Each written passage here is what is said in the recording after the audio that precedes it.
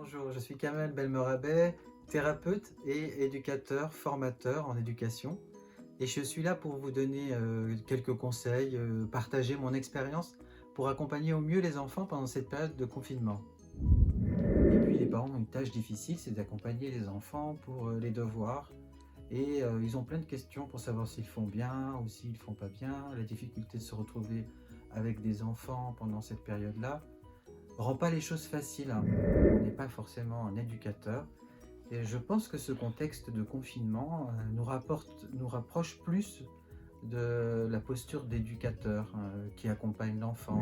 D'abord, la première chose qu'il faut savoir, hein, même si on est un peu fatigué, on arrive à la troisième semaine, même si on l'a dit dès le départ, mais je crois que c'est très important pour chaque parent de savoir que le besoin de mettre un rythme, de consolider les journées par un emploi du temps qui soit non pas rigide, mais qui soit vraiment présent depuis le début du confinement. On appelle ça le besoin de structure, hein.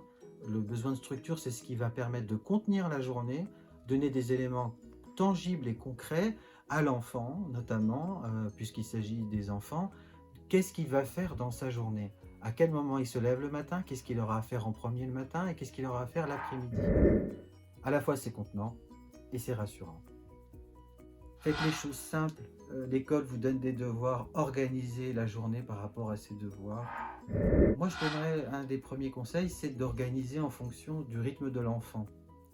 C'est-à-dire que les matières, je dirais, de mathématiques ou qui vont mobiliser la réflexion et la pensée, mieux vaut les concentrer le matin.